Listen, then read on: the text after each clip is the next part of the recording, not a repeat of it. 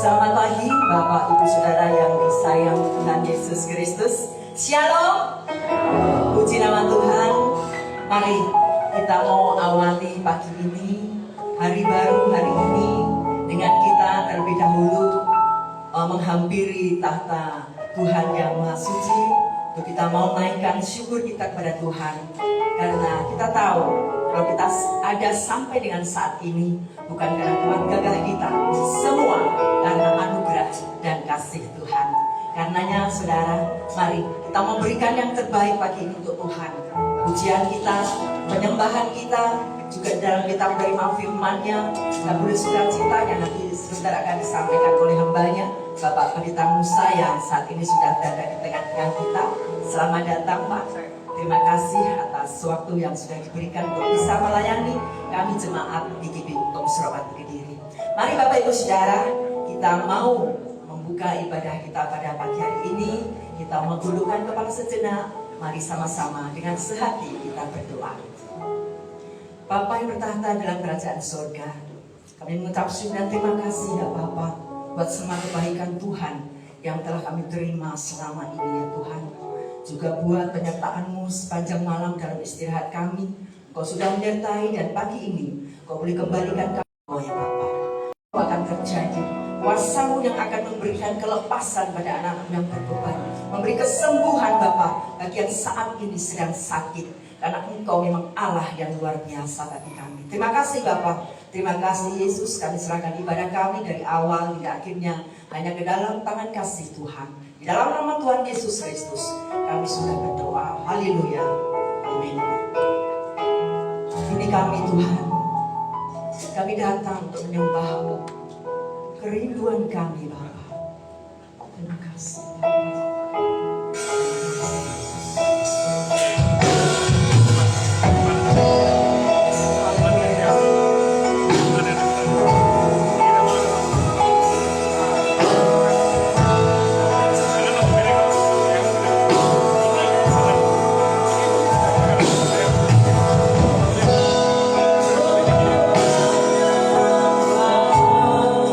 Aku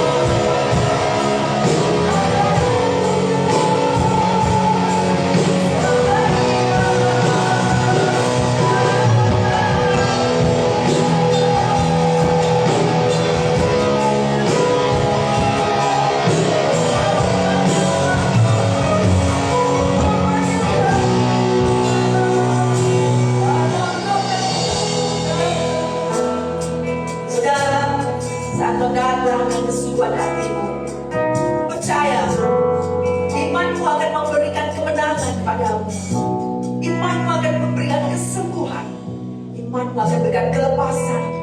Bahkan imanmu akan memulihkan hidup. Sembah Dia.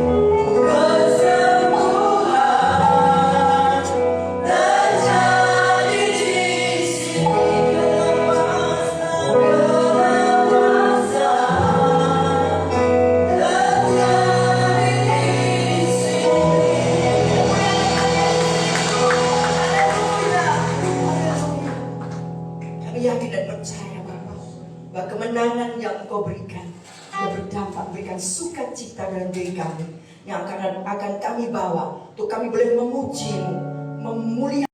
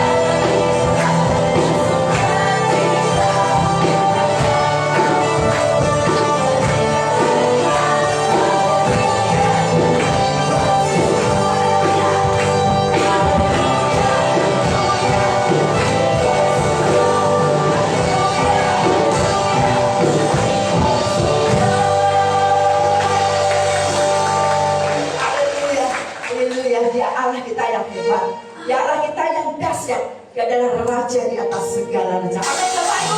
Haleluya.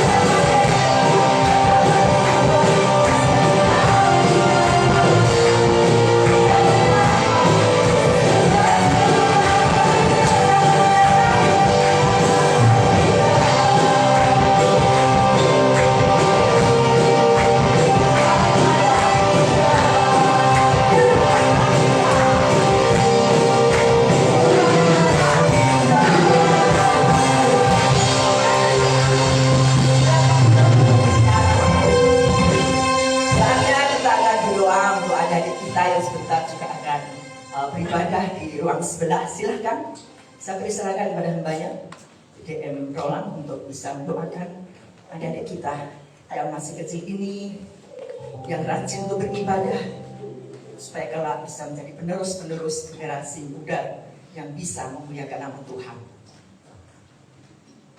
Ya, mari terima kasih untuk mereka, terima kasih untuk mereka, terima kasih untuk keluarga mereka, orang tua mereka yang boleh membawa mereka datang gereja. Tuhan, berkati mereka anak-anak ini yang setelah lagi juga akan beribadah sekolah minggu.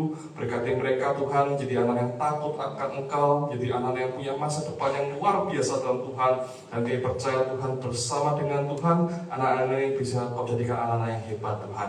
Berkati juga untuk guru-guru sekolah minggu yang akan mengajar Tuhan. Berkati mereka semua yang boleh mengajar supaya boleh mendidik anak-anak dalam iman. Dan kami percaya Tuhan, sampai seterusnya pun anak-anak ini tetap ada dalam Tuhan.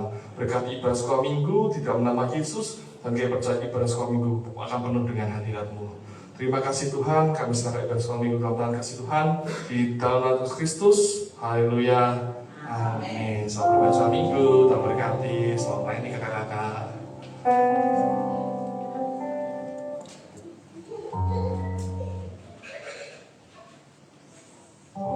Bapak Ibu Saudara, mari kita mempersiapkan hati kita membuka hati kita untuk tempat firman yang akan disampaikan oleh hambanya. Sebab kita tahu bahwa hanya firman-Nya yang akan memberikan kekuatan di dalam kehidupan kita. Ya Tuhan, kami percaya Engkau selalu menopang dan menopang di dalam segala pergumulan hidup kami, hingga kami boleh eksis sampai dengan saat ini. Sebab Engkau Bapakku yang baik.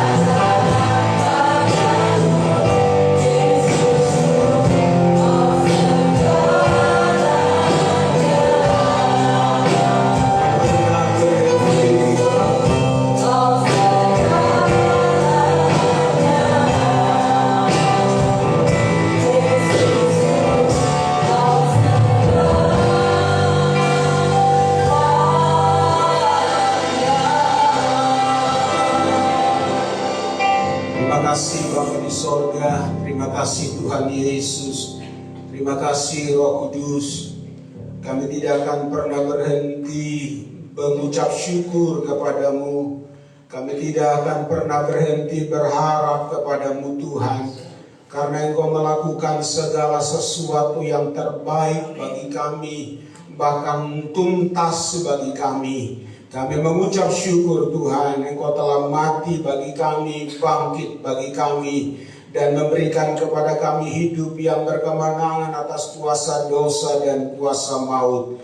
Kami mengucap syukur buat karyamu dan tidak habis-habisnya ucapan syukur kami kepadamu. Bahkan sepanjang hidup kami, kata-kata ucapan syukur tidak akan pernah cukup untuk sebanding dengan apa yang Tuhan telah lakukan bagi kami. Terima kasih buat karyamu yang luar biasa Tuhan. Terima kasih buat kesempatan pagi ini kami boleh berhimpun kembali dalam ibadah yang penuh sukacita, diberkati oleh Tuhan. Kami bersyukur Tuhan hadir di tengah-tengah kami ketika kami berdoa, kami menaikkan pujian kepadamu. Dan kami percaya Engkau ada di tengah-tengah kami saat firman-Mu diberitakan. Oleh karena itu kami memohon Roh Kudus Engkau ambil alih pemberitaan firman Tuhan ini. Dan Engkau sampaikan isi hati-Mu bagi kami. Tegur, kuatkan, nasihati, ingatkan kami, hibur kami dengan kebenaran firman-Mu, membuat kami semakin teguh berpengharapan kepada Tuhan, kepada kasih setia Tuhan yang tidak pernah berakhir itu. Urapi dan kuduskan setiap kami untuk layak diberkati dengan kebenaran firman-Mu. Urapi dan kuduskan hamba-Mu secara khusus untuk menjadi saluran berkat-Mu Bapa. Kami siap mendengar firman Tuhan dalam nama Tuhan Yesus Kristus. Haleluya. Terima kasih Tuhan. Sama-sama kita katakan amin. Amin. Silakan duduk kembali. Bapak Ibu Saudara jemaat yang dikasihi Tuhan. Shalom. Selamat Paskah. Masih mampu telur Paskah ya? Puji Tuhan. Kita boleh merayakan kembali peristiwa yang luar biasa, yang meskipun orang lain tidak mempercayainya, tetapi kita mempercayai bahkan mengalaminya bagi kita sekalian. Puji Tuhan. Terima kasih saya mendapat kembali kepercayaan dari Ibu Gembala dan Koko Roland. Saya harus biasakan untuk panggil Bapak Pendeta Roland begitu ya. Saya tadi berpikir begitu, harus biasakan untuk panggil Bapak Pendeta, karena ini sudah pendeta, istilahnya sekarang pendeta Madia, tidak muda lagi gitu. Nah, karena berbagai pertimbangan, terutama pada istilah pendeta pembantu gitu ya. Maka istilah pendeta pembantunya diganti pendeta pratama tingkat dasar begitu. Dan kemudian pendeta mudanya diganti menjadi pendeta Madia. Nah, itu sekedar pemahaman. Sebutannya apa namanya itu? Akronimnya sama, tidak berubah. PDP, PDM, kemudian PDT. Pak Roland ini sudah PDM. Sudah berapa tahun? 4 tahun. Sudah jalan 4 tahun? Tahun keempat kan? PDM-nya sudah tahun keempat. Beda gitu ya. Tapi karena baru genap 4 tahun jadi belum diproses. Tunggu 4 tahun lagi ya. Sabar ya. Tapi jenjangnya memang begitu. PDP, PDM, lalu PDT. Dulu saya berpikir lebih bagus PDP, karena saya artikan sendiri PDP itu bukan pendeta pembantu. Jangan saya masih pendeta pembantu, tapi PDP itu pendeta penting. Kenapa saya bilang pendeta penting? Karena saya melakukan segala sesuatu, mulai dari ngepel gereja sampai khotbah sampai doa berkat. Penting kan itu? Jadi benar-benar nggak ada saya ibadah nggak bisa jalan begitu.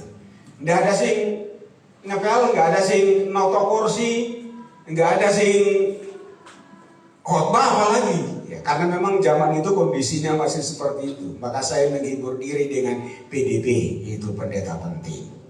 Baik, sekedar intermezzo tapi kedawan. Sekali lagi selamat Paskah. Kiranya Paskah tahun ini kembali menyegarkan semangat kita untuk percaya kepada Yesus Kristus yang telah datang ke dalam dunia karena begitu besar kasih Allah kepada kita dan telah mati bagi kita untuk menebus dosa. Pagi ini saya akan mengajak kita untuk membaca bersama-sama surat Filipi pasal 3 ayat yang ke-10 dan sesi yang sama seperti Rasul Paulus. Mari kita berdiri sama-sama dan kita baca ayat ini beramai-ramai.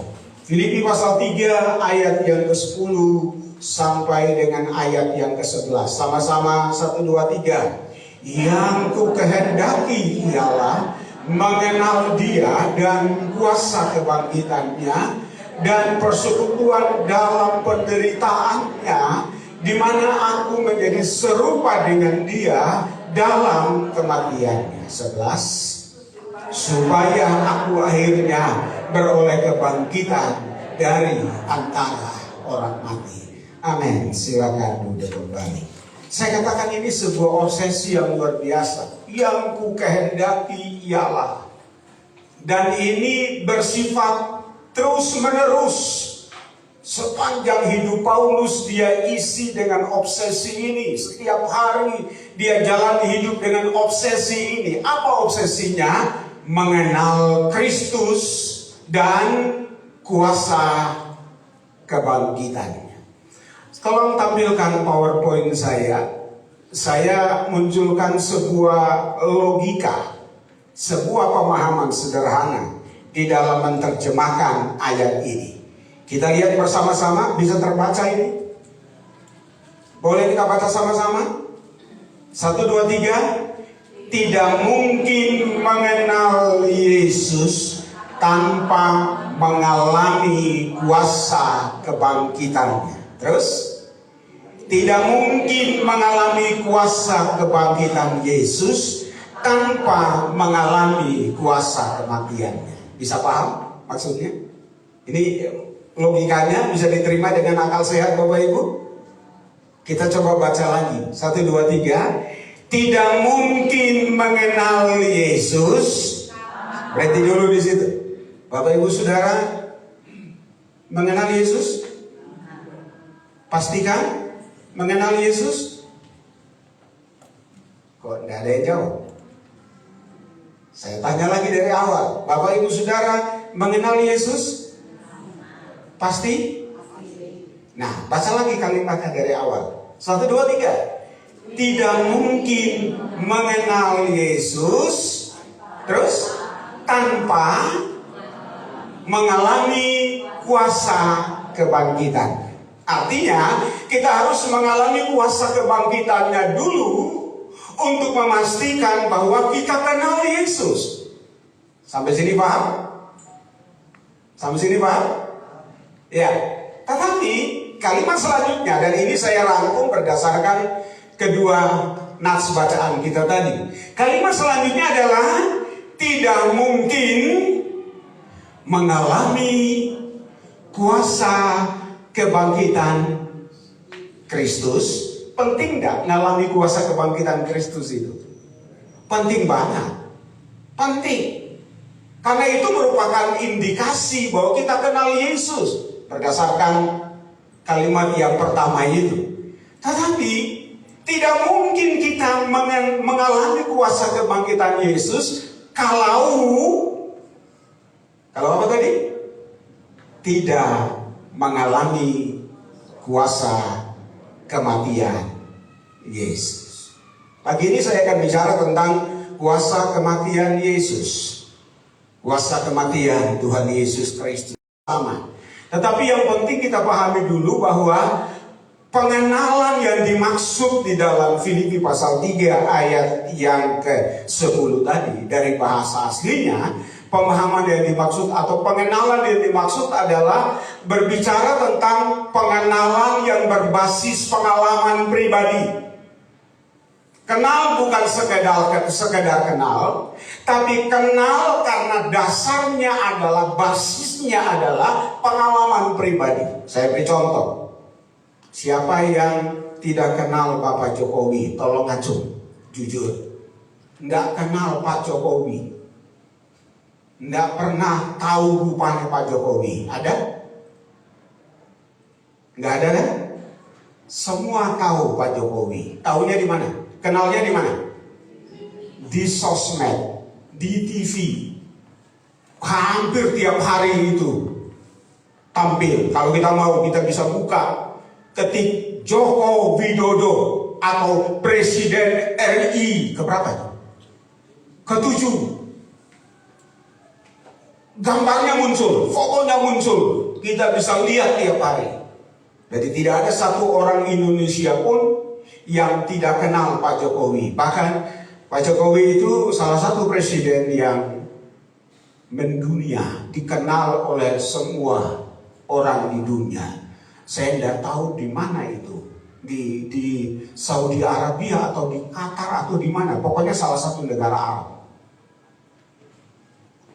Tukang jualan pakaian di kaki lima itu, tahu orang Indonesia yang beli, dia bilang Jokowi, Jokowi, Jokowi, dan payu gitu loh dagangan itu. Saking terkenalnya Pak Jokowi. Tetapi lebih kenal mana?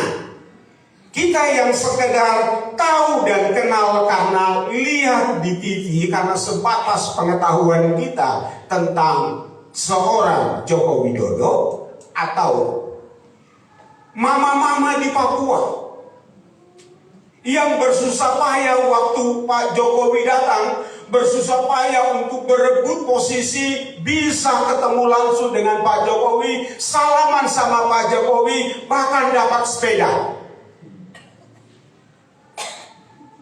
Dalam hal ini, siapa yang layak disebut mengenal Pak Jokowi berbasis pengalaman? Kita atau mama-mama Papua tadi? Mengenali Yesus yang dimaksud Paulus dalam Filipi pasal 3 ayat 10 itu adalah seperti contoh yang kedua ini. Harus mengenal secara pribadi karena punya pengalaman pribadi dengan Tuhan. Nah, itu penting bagi kita sebagai orang percaya. Dan kembali kepada pemahaman logika sederhana tadi, tidak mungkin kita bisa mengenal Yesus, mengaku mengenal Yesus. Siapa saja bisa, tetapi tidak mungkin mengenal Yesus tanpa mengalami kuasa kebangkitannya, dan tidak mungkin mengalami kuasa kebangkitannya tanpa mengalami kuasa kematiannya. Dan bahasan kita pada pagi ini adalah tentang kuasa kematiannya. Perlu pastikan dulu, kita pastikan dulu, Yesus itu benar mati apa enggak sih? Benar mati apa enggak sih? Siapa yang bingung? Yesus benar mati apa enggak? Karena di luaran sana mulai ada berita-berita yang di blow up, yang dibesar-besarkan, terutama pada momen Paskah. Di YouTube orang mulai berbicara, Yesus itu nggak mati. Isa Al-Masih itu nggak mati, tetapi diraihkan. Mengerti maksudnya diraihkan? Dan ditambah lagi ceritanya, narasinya. Diangkat ke langit keberapa gitu, saya lupa. Ya karena memang Alkitab tidak ajarkan begitu, saya tidak pernah pelajari itu di Alkitab, maka sekedar Yesus itu manusia, sama seperti kita. Anaknya Miriam dan Yusuf, mereka mengakuinya seperti itu. Jadi saya pikir-pikir, kok aneh ya? Manusia biasa sama seperti kita, diraihkan itu bisa enggak? manusia biasa diraihkan begitu, bisa enggak? Bisa. Itu pengalaman spiritual, ada ilmu-ilmu untuk begitu itu. Di Jawa ada apa ilmunya namanya Rogo Sukmo atau apa gitu ya. Yang tiba-tiba orang bisa menghilang begitu. Jadi itu bisa aja, diraihkan bisa aja. Tapi persoalannya, peristiwanya sudah terjadi 2000 tahun yang lalu. Lalu dia diraihkan, diangkat ke langit kesekian. Dalam posisi sebagai manusia biasa, pertanyaan saya, di sana ada warung nasi pecel enggak? Di sana ada yang jual capcay enggak? Mie ayam? Enggak ada. Lalu selama sekian ribu tahun ini mana nopo gitu. Kalau kita mau adu-adu logika aja begitu. Dan diraihkan. Itu sudah ada sejak abad kedua. Tahun 100 sekian Masehi. Munculnya tidak dari mana-mana. Munculnya dari dalam gereja. Dari pemahaman Yahudi bercampur dengan pemahaman Yunani, mistik Yunani. Jadi orang Kristen yang berpikiran Yahudi dan berpikiran mistik Yahudi, di kepalanya itu kacau. Lalu dia membuat sebuah teori, dia membuat sebuah pemahaman yang disebut dengan istilah dogmatis. Apa itu dogmatis? Dogmatis itu percaya bahwa Yesus itu bukan manusia. Agak beda dengan yang belakangan ya. Yang belakangan Yesus itu manusia biasa, tapi aneh, bisa diraihkan dengan hidup di langit kesekian begitu. Tapi dogmatis ajarannya adalah Yesus itu bukan manusia, tapi Yesus itu Allah. Dia ilahi. Jadi dia tidak mungkin mati. Maka yang benar adalah dia diraihkan, lalu posisinya digantikan oleh orang lain. Itu teori ajaran yang disebut dogmatis. Dan dogmatisme itu sudah dinyatakan sebagai ajaran sesat. Tapi apa hubungannya? Tidak perlu dibahas lah. Tapi yang pasti kita tahu bahwa ajaran semacam itu sumber utamanya, sumber pertamanya adalah ajaran dogmatis yang sudah dinyatakan sesat oleh gereja. Dan tidak main-main saudara. Keputusan konsili itu sidang raya para uskup yang menetapkan bahwa ajaran dogmatisme adalah ajaran sesat. Maka kalau sekarang muncul lagi, biarin aja. Biarin aja, anggap angin lalu. Wong itu sudah cerita masa lalunya gereja. Kenapa saya sebut cerita masa lalu gereja? Karena tantangan ini sudah muncul dari sejak abad kedua, dan gereja sudah berhasil mengatasinya sejak abad kedua. Maka kalau hari ini orang Kristen masih bingung dengan propaganda seperti itu, ini orang Kristen yang perlu PA lagi.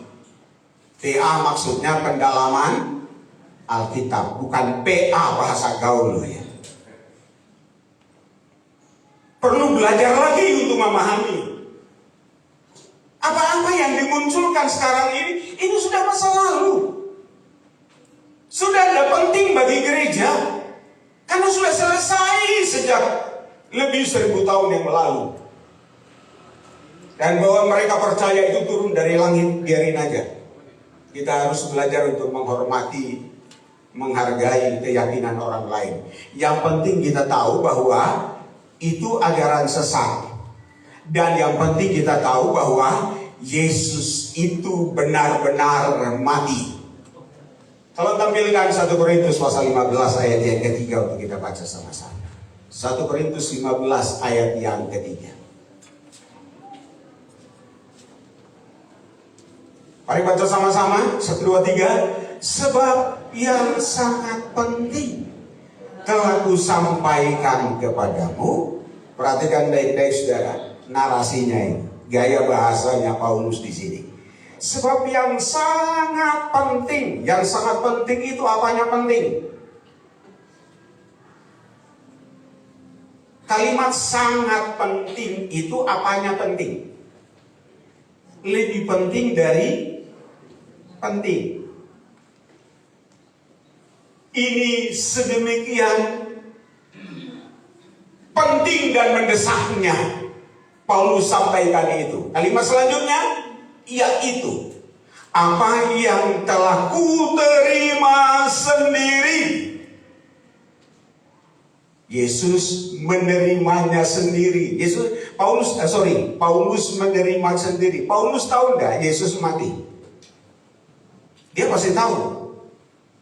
Sekalipun pada waktu Yesus mati itu dia belum menjadi percaya. Tetapi dia sudah hidup di Yerusalem. Karena dia belajar teologi di sana. Dia sekolah teologi di kota Yerusalem. Dia seorang keturunan Yahudi yang berasal dari Tarsus. Tarsus itu kalau tidak salah sekarang entah masuk ke wilayah Turki atau Yunani begitu. Dan waktu peristiwa Yesus mati, bangkit, lalu naik ke sorga, hari Pentakosta, itu Paulus ada di Yerusalem. Dan dia mahasiswa sekolah tinggi teologi. Dia pasti mengamati fenomena-fenomena keagamaan yang terjadi di Yerusalem pada waktu itu. Jadi saya yakin dia tahu. Meskipun waktu itu dia tahu dalam posisi skeptis, bahkan mungkin antipati. Lebih cenderung ke antipati. Karena dia kemudian muncul sebagai seorang yang sangat anti kepada orang-orang percaya pada waktu itu.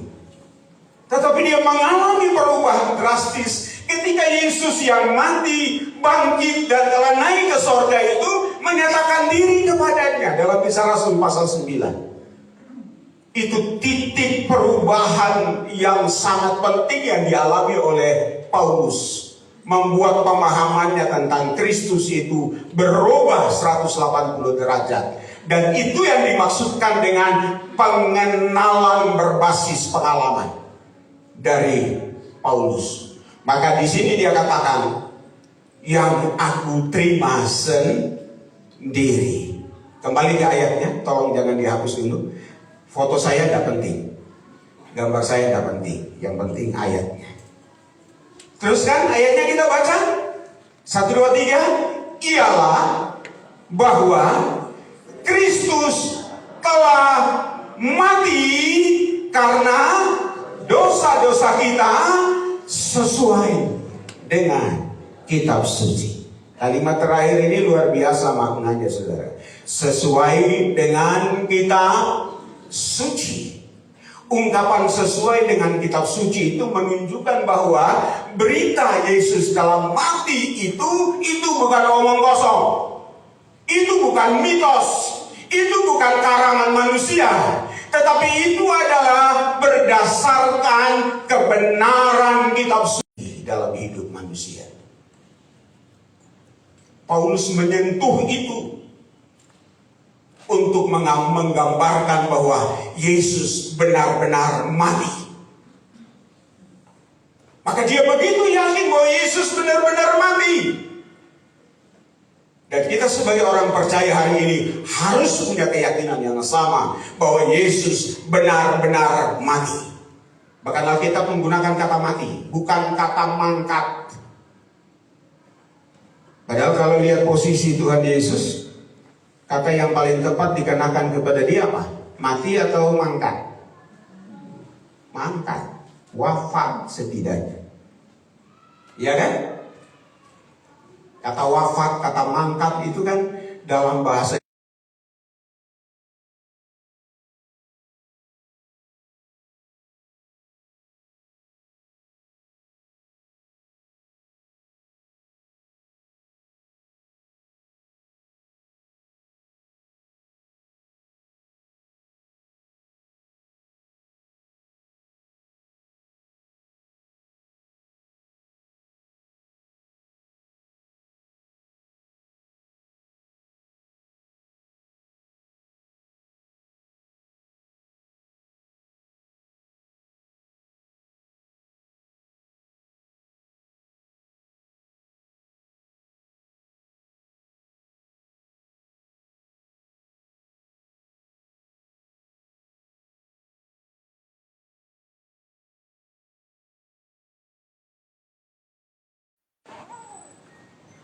artinya begitu pentingnya arti kematian Yesus itu bagi iman Kristen.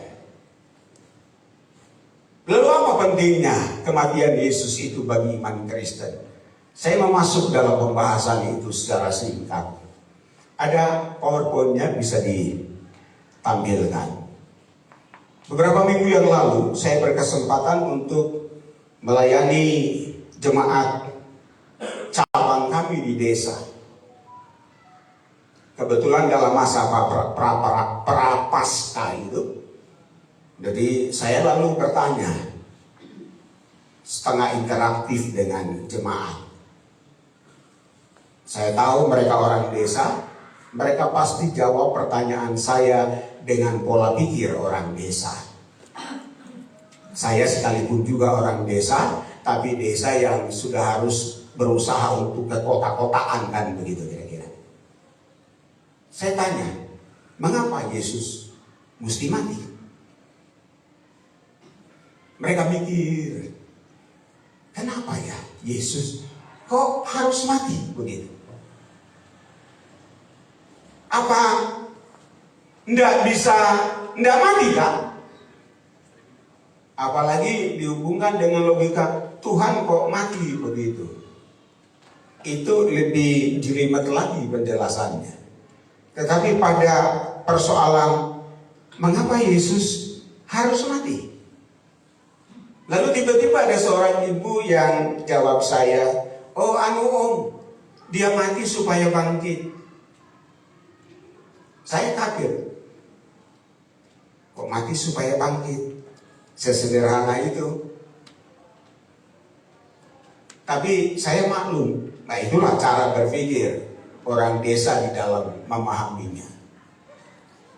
Tetapi persoalannya adalah pemahaman kita itu harus berdasarkan apa yang Alkitab ajarkan. Soal sekedar mati supaya bangkit, ya itu wajar lah, umum lah.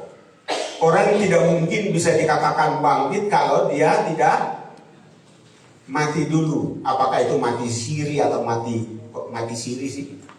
Mati suri. Jadi berarti beda tipis antara kawin dengan mati ya.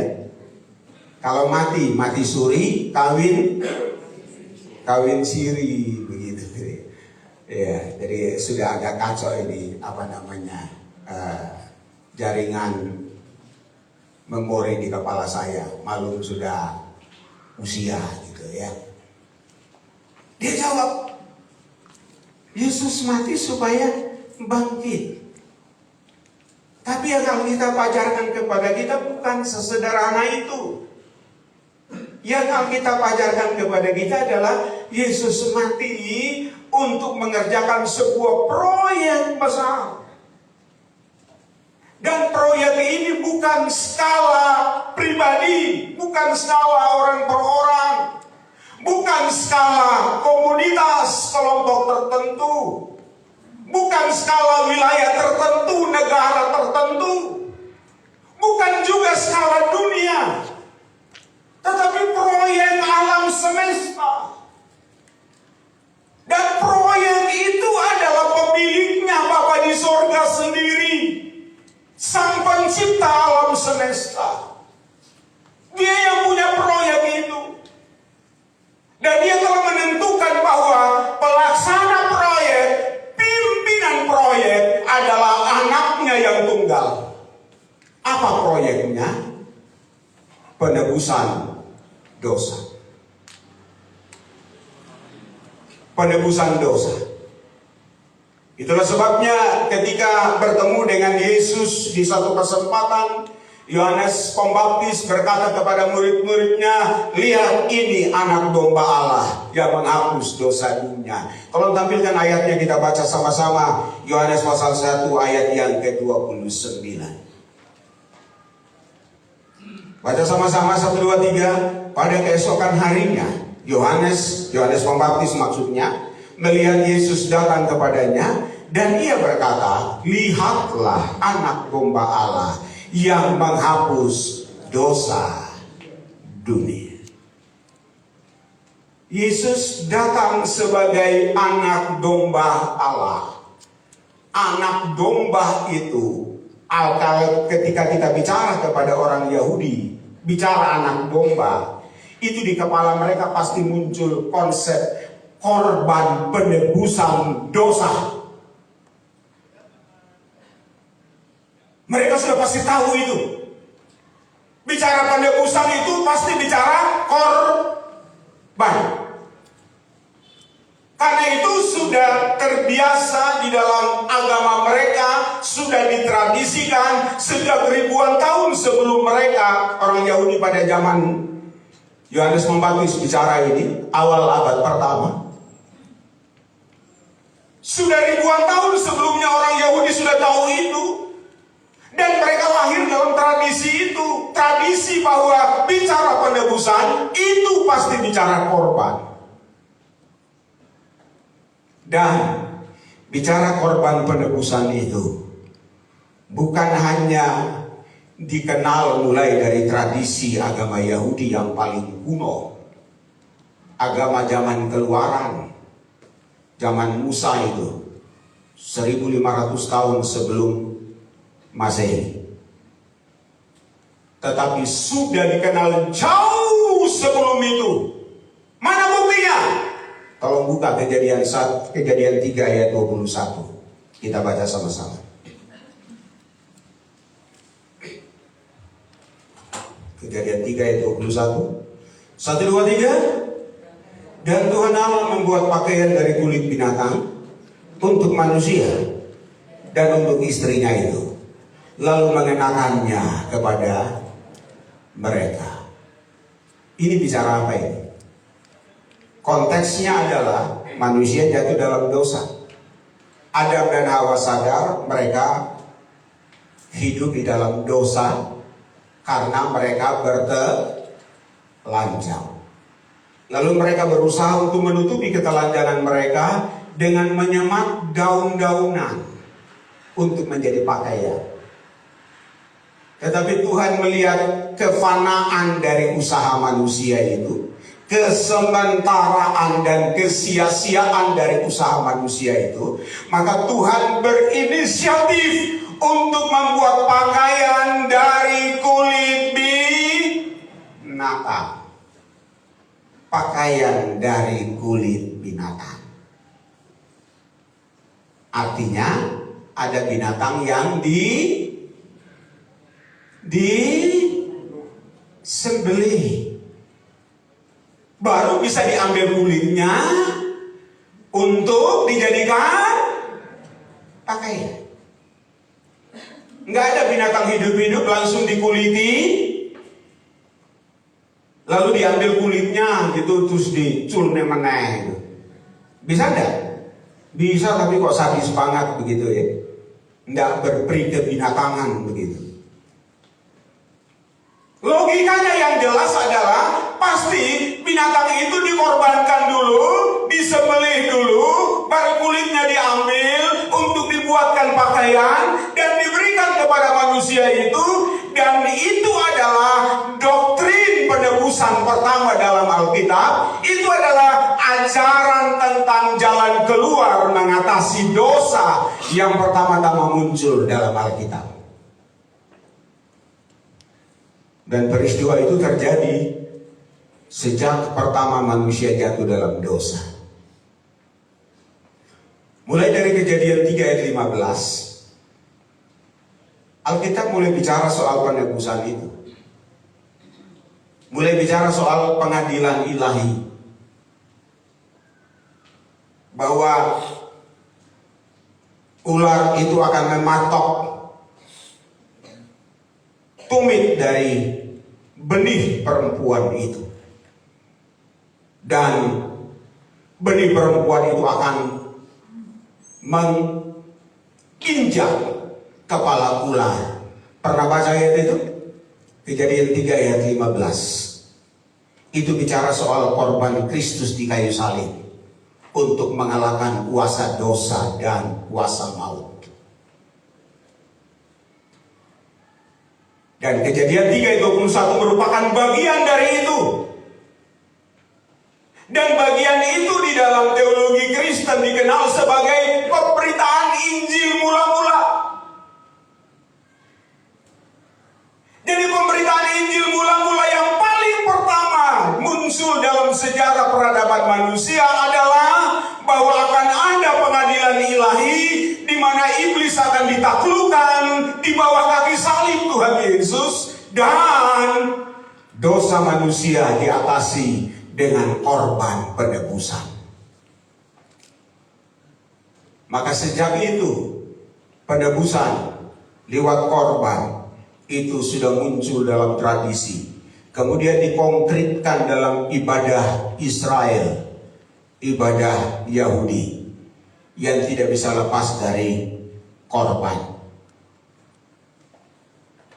Dan Yesus adalah penggenap dari korban itu untuk menebus dosa, menebus kita dari dosa.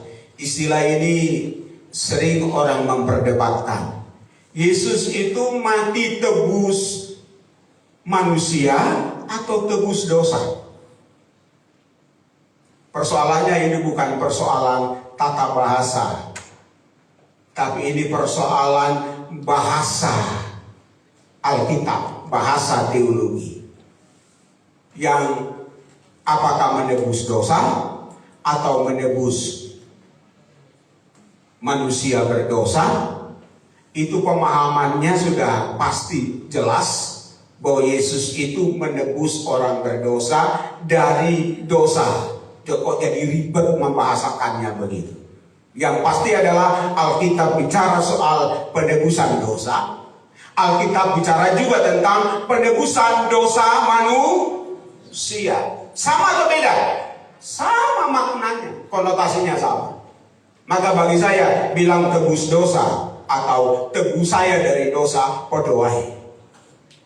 Yang pasti kita tahu bahwa arti pentingnya Yesus mati di kayu salib adalah untuk menebus kita, menebus dosa kita, menebus kita dari dosa. 1 Petrus pasal 2 ayat yang ke-24. Tolong ditampilkan untuk kita baca sama-sama. 1 Petrus 2 ayat yang ke-24.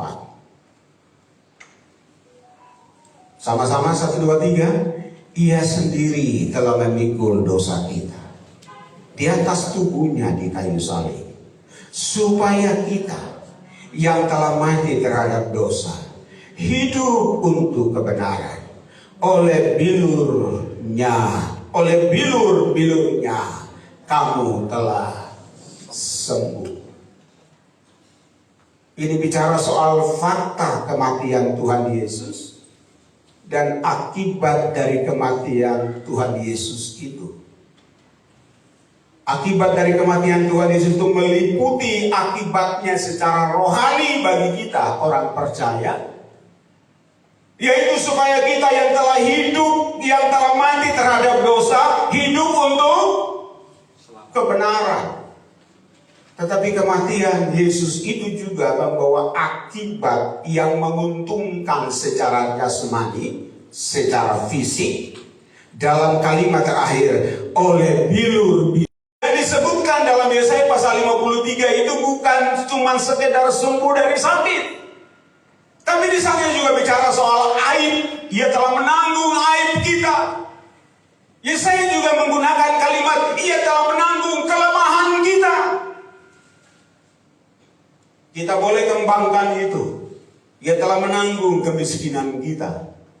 Ia telah menanggung kegagalan kita.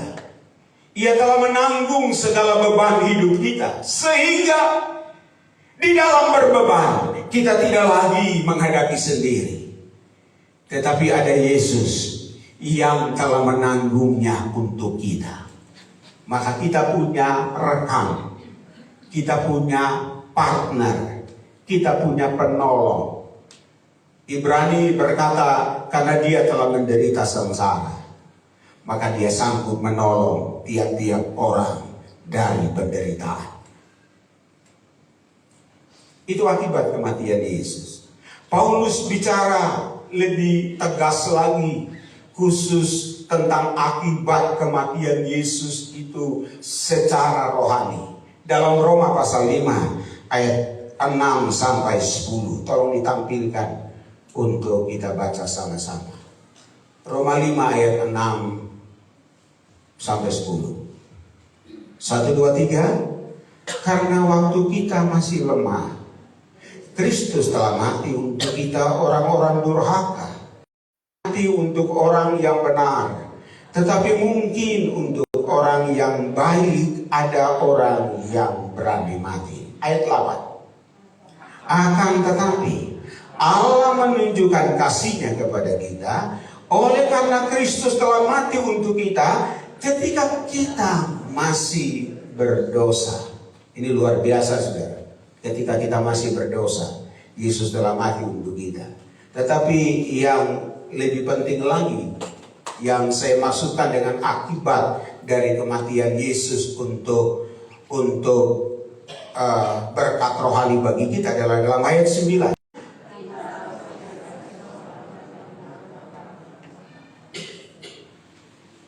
Mari ucapkan kembali sama-sama dengan penekanan yang lebih jelas.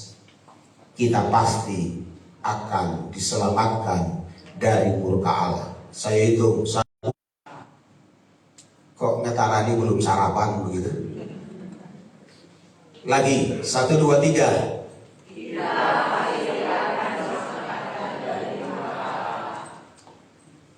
Kita ganti kata kita dengan saya. 1, 2, 3.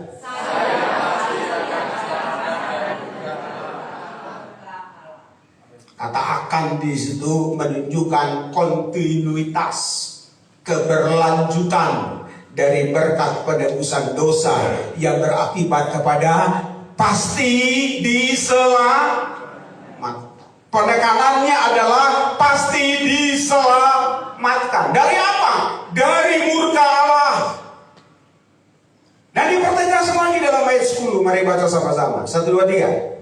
Sebab jikalau kita ketika masih seteru diperdamaikan dengan Allah oleh kematian anaknya. Ini satu kebenaran lagi. Kematian Yesus Kristus itu memperdamaikan kita dengan Allah. Salah satu manfaat dari korban penebusan salah dalam ibadah Israel kuno adalah supaya umat yang sudah berdosa itu, dosa itu kan membuat manusia itu menjadi musuh Allah kan?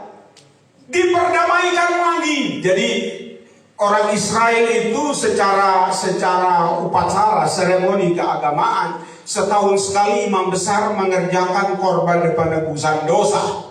Maka setiap tahun sekali, 1 tahun sekali itu, umat itu dipulihkan kembali perdamaiannya dengan Allah. Dan itu Yesus kerjakan sebagai sebuah berkat yang terus menerus untuk selama-lamanya. Diperdamaikan dengan Allah oleh kematian anaknya. Lanjut, 1, 2, 3. Lebih-lebih kita yang sekarang telah diperdamaikan pasti akan diselamatkan.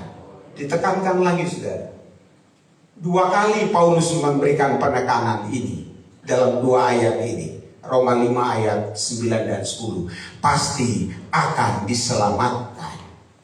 Pasti akan diselamatkan. Ucapkan kembali sama-sama dengan yakin. Saya pasti akan diselamatkan. 1, 2, 3. Saya pasti akan diselamatkan. Penebusan itu memberikan kepastian keselamatan bagi kita. Di sisi lain, penebusan itu menjadikan kita milik Tuhan. Paulus katakan dalam 1 Korintus pasal 6 ayat yang ke-20, kamu telah dibeli dan harganya telah lunas dibayar. Lunas itu artinya sudah berpindah hak itu. Sekarang model membeli barang dengan cicilan itu musim. Ya kan? Ketok saya punya mobil, tapi sudah punya belum? Sudah punya belum?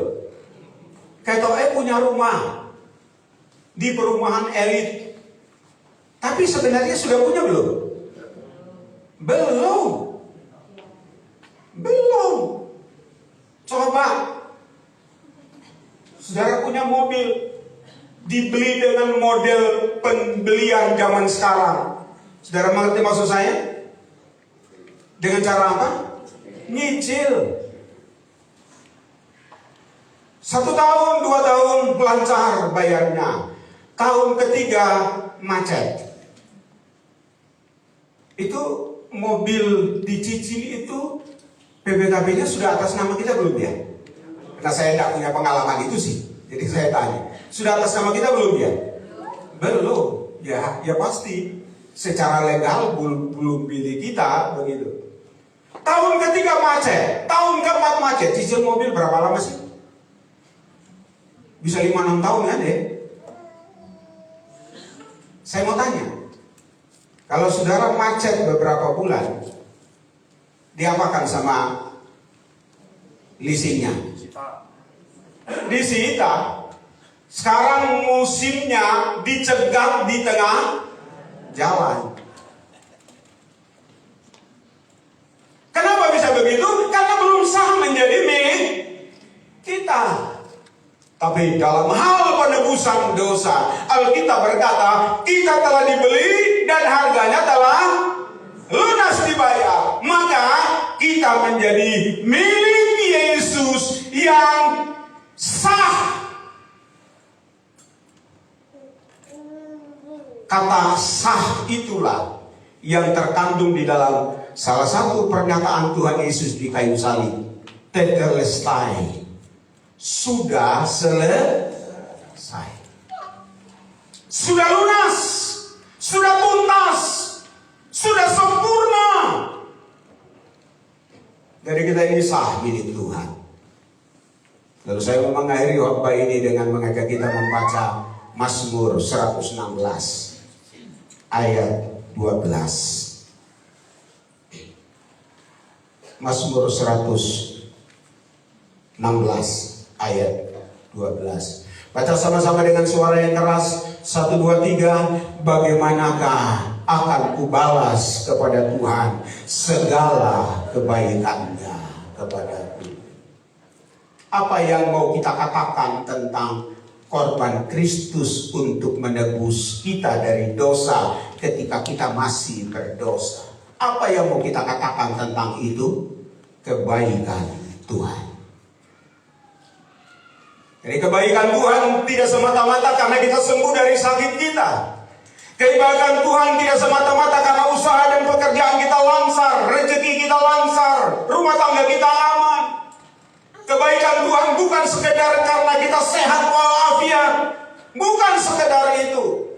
Tapi kebaikan Tuhan yang tertinggi adalah Dia telah mati bagi kita. Untuk menebus dosa kita, memberikan kepada kita kepastian keselamatan, dan memastikan bahwa kita milik Tuhan yang paling berharga. Lalu apa balasan kita kepadanya? Orang Kristen yang tidak pernah mengingat kebaikan Tuhan, terutama kebaikan Tuhan dalam hal Dia telah mati ganti dirinya, adalah orang Kristen yang paling malang. Bukan paling pendiri, paling malang. Kita harus sadar bahwa kebaikan Tuhan terbesar bagi kita adalah Dia telah mati bagi kita. Pemazmur yang memahami, menyadari akan besarnya kebaikan Tuhan itu, dia bertanya di dalam bahasa syair, dalam ungkapan syair, dengan apa akan kubalas segala kebaikannya kepadaku? Lalu dalam ayat selanjutnya dia mengemukakan beberapa hal yang merupakan komitmennya, menggambarkan komitmennya untuk membalas kebaikan Tuhan itu. Silakan saudara baca sendiri. Tetapi saya mau ajak kita baca ayat 17 untuk mengakhiri khotbah ini. Ayat 17, Mazmur 116. Sementara WL Singer, pemain musik, maju ke depan mempersiapkan kita untuk menyanyikan pujian. Dia Yesus telah mati bagiku. Dia Tuhan, selamatkan jiwaku. Mari kita baca sama-sama Mazmur 116 ayat 17. 1, 2, 3. Aku akan mempersembahkan korban syukur kepadamu dan akan menyerukan nama Tuhan. Ini harus menjadi aktivitas kita setiap hari. Mengucap syukur kepada Tuhan, memuji Tuhan, mempersembahkan korban syukur kepada Tuhan. Karena kita sadar Dia begitu baik bagi kita. Dia mati ganti kita untuk menebus dosa kita. Dia mati bagi kita untuk memberikan kepastian keselamatan bagi kita. Dan Dia mati bagi kita untuk menjadikan kita milik Allah yang sah. Amin. Mari kita menyanyikan bersama-sama, Dia Yesus telah mati bagiku. Mari berdiri bersama, kita menyanyikan pujian ini. Dia Yesus telah mati bagiku. Dia Tuhan selamatkan jiwaku. Bagi Dia mujianku tak dapat ku angkatku jadi anaknya.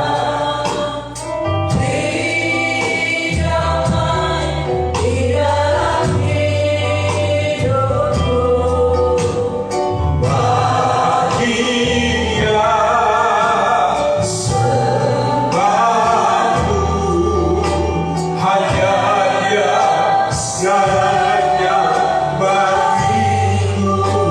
Bagi Dia segala pujian, hormat, ucapan syukur, hanya itu yang kita bisa lakukan kepada Dia.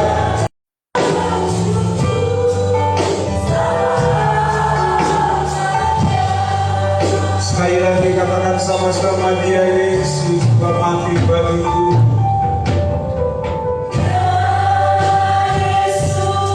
Telah mati bagiku. Ya Tuhan, selamatkan jiwa kita. Patutlah kita naikkan pujian dan ucapan syukur kita kepada Dia.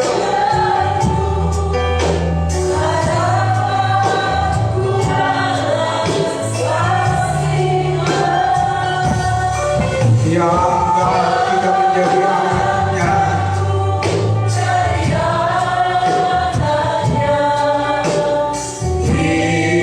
Hidapan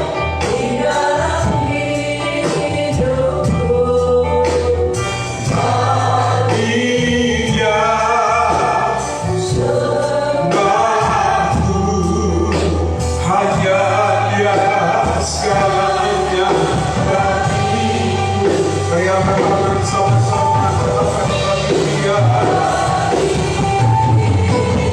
Terima kasih Tuhan. Hormat serta syukur Engkau selamanya bagi Dia. Segala pujian, hormat serta syukur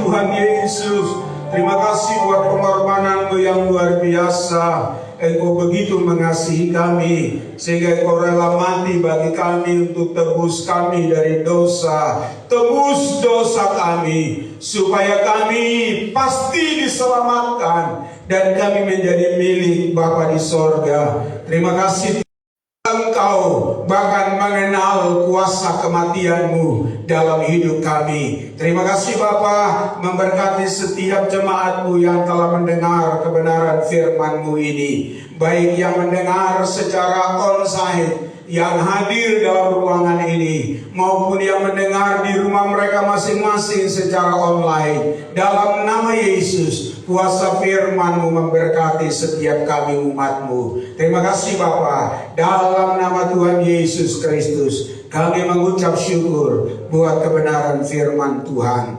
Haleluya. Terima kasih Tuhan. Katakan sama-sama, amin. Berikan kemuliaan bagi Tuhan, dan silakan untuk kembali. Tuhan Yesus memberkati.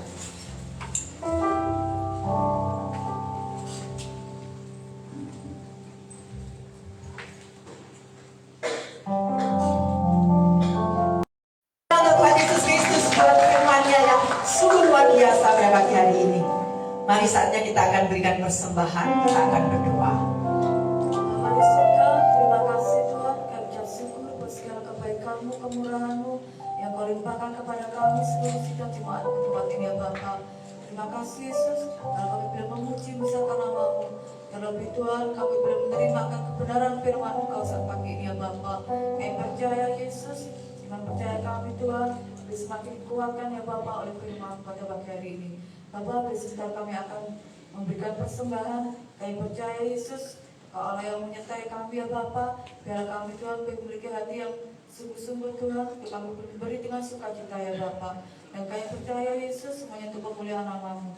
Di dalam nama Yesus Kristus, kami sudah berdoa dan ucap syukur. Haleluya. Amin.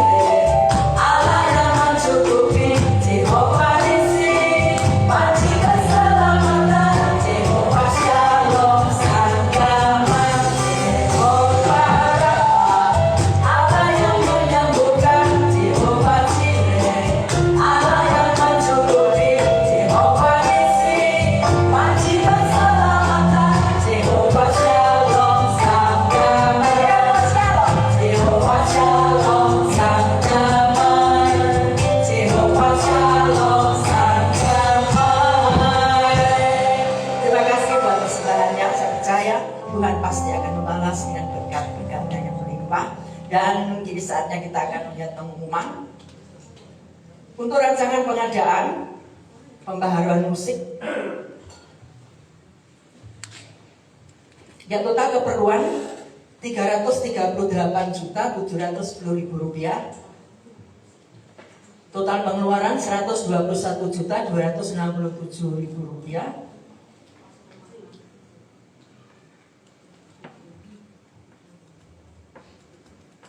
Persembahan pengadaan musik dan sound yang masuk minggu ini 10 juta. Persembahan pengadaan musik dan sound yang masih tersedia 24.256.000 rupiah. Untuk keperluan fase 3 set drum baru dari 60 juta masih tersedia 40,426%. Bagi jemaat yang rindu mendukung dalam pengadaan musik dan sound system dapat menghubungi bendahara Ibu Ana atau dapat melalui kotak persembahan yang disediakan di depan pintu masuk. Laporan persembahan Paskah 2023, total persembahan yang masuk 7.600.000 rupiah. Kami Gembala Sidang beserta segenap tim pelayanan Paskah 2023 mengucapkan terima kasih atas setiap persembahan, partisipasi, doa, dan dukungan Bapak Ibu Saudara sekalian yang telah diberikan untuk event Paskah ini. Kiranya Tuhan Yesus sendiri yang memberkati. Untuk kegiatan sepekan, ibadah kaum wanita setiap hari Selasa jam 5 sore di gereja. Kemudian persekutuan doa umum setiap hari Jumat jam 6 sore di gereja. Ibadah kaum muda setiap hari Sabtu jam 6 di gereja.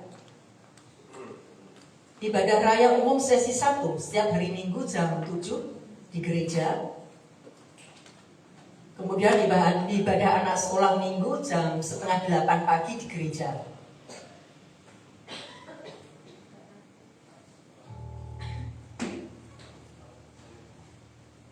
Ya maaf, ini pengumumannya belum diganti dari multimedia. Jadi untuk minggu depan Sabtu ibadah kaum muda libur, lalu ibadah umum minggu depan hanya 1 kali ibadah pagi jam 7 pagi. Ya, jadi ibadah umum minggu depan kita ibadah hanya 1 kali karena kita momen lebaran. Jadi pelayan juga banyak yang nggak ada. Jadi kita cuma 1 kali ibadahnya ibadah pagi jam 7 pagi. Ya mohon maaf dari multimedia belum sempat diganti. Ya terima kasih.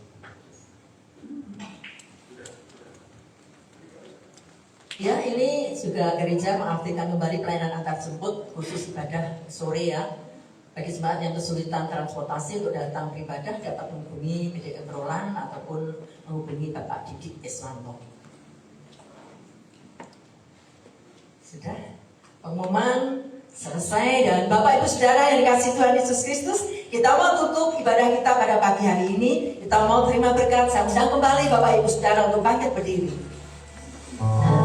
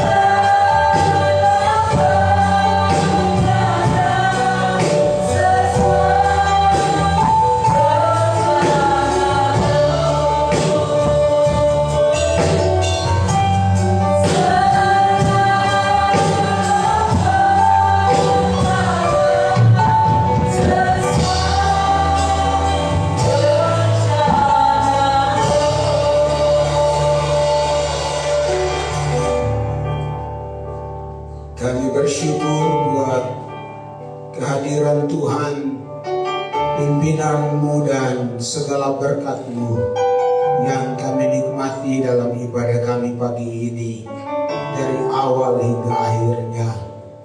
Hamba-hamba-Mu yang Tuhan pakai untuk menjadi alat berkat-Mu dalam pelayanan pagi ini, Tuhan memberkati semuanya, apapun bagian pelayanan yang mereka ambil tanggung jawab pada pagi ini. Kami percaya mereka melakukan sesuatu yang tidak sia-sia. Ada pahala yang Tuhan sediakan bagi setiap mereka. Buat mereka semakin mendalam lagi mengenal Engkau dan kasih setia-Mu, dan semakin setia juga untuk melayani Engkau. Tuhan dimuliakan dalam hidup mereka, rumah tangga mereka, usaha pekerjaan mereka, dalam apapun yang mereka kerjakan, ada campur tangan Tuhan selalu terjadi atas mereka. Terima kasih Tuhan, ke dalam tangan-Mu hamba percayakan seluruh jemaat-Mu Tuhan. Sepanjang 1 minggu ini Tuhan pelihara, Tuhan sertai dan Tuhan gembalakan. Karena umat-Mu adalah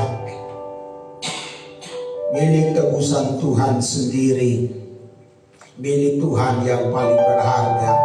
Jaga dan lindungi mereka kecil besar tua muda, tiap-tiap pribadi, rumah tangga, dalam usaha pekerjaan dan apapun aktivitas mereka. Semua terjadi dalam rencana Tuhan, dalam penyertaan Tuhan dan dalam campur tangan Tuhan. Dan minggu depan Tuhan himpunkan kembali umat-Mu di tempat ini untuk beribadah, memuji, memuliakan Tuhan, dan diberkati Tuhan bersama-sama dalam ibadah minggu depan. Pelayanan pekerjaan-Mu di tempat ini, khususnya sepanjang 1 minggu ini, Tuhan memberkati Bapa. Berkati pekerjaan-Mu, apapun program, apapun rencana yang sedang digumulkan, yang sedang dicanangkan, Tuhan kami mohon campur tangan Tuhan selalu terjadi. Berkati Ibu Gembala bersama keluarga dalam pelayanan, baik di tempat ini maupun di Bondowoso dan di tempat yang lain. Tuhan memberkati. Berkati hamba-Mu Bapak Pendeta Roland Tuhan, dalam pelayanan di tempat ini. Tuhan yang telah memanggil dia dan menetapkan dia dalam pelayanan-Mu ini. Tuhan, Engkau mampukan dia dan Engkau topang dia dalam kuasa urapan-Mu sepenuhnya, dan biar hamba-Mu semakin dipakai menjadi alat kemuliaan-Mu Tuhan. Kami doakan istrinya yang sedang menanti saat-saat untuk melahirkan anaknya yang pertama, sebagai berkat Tuhan atas pernikahan mereka. Tuhan, kami bersyukur semua baik dalam rancangan Tuhan. Kami percaya segala sesuatu pasti terjadi dalam pertolongan Tuhan. Terima kasih Bapa. Kami mengucap syukur Tuhan. Seluruh pengurus gereja, Tuhan memberkati, campur tangan dalam hidup mereka, membuat mereka setia melayani Tuhan sesuai dengan kehendak dan rencana-Mu. Terima kasih Tuhan, Hamba memohon segala berkat-Mu turun atas umat-Mu, kecil besar tua muda. Tuhan, semua tidak ada yang kecuali Tuhan memberkati semuanya. Dalam nama Tuhan Yesus Kristus, haleluya. Terima kasih Tuhan. Terima kasih Tuhan, mari kita angkat tangan kita bersama di hadapan Tuhan. Arahkan hati dan iman sama-sama di hadapan Tuhan. Dan terimalah segala berkat daripadanya. Kasih karunia yang sempurna dari Allah Bapa di sorga, anugerah Tuhan kita Yesus Kristus, penyertaan-Nya yang tidak berkesudahan itu, serta penghiburan dan kekuatan baru senantiasa dalam pimpinan kuat kuasa Roh-Nya yang kudus, menyertai kita sekalian, mulai pagi ini sampai Maranatha. Tuhan Yesus datang pada kali yang kedua. Kita pulang dengan segala berkat anugerah Allah yang besar ini, di dalam nama Tuhan Yesus Kristus. Haleluya. Terima kasih Tuhan. Amin.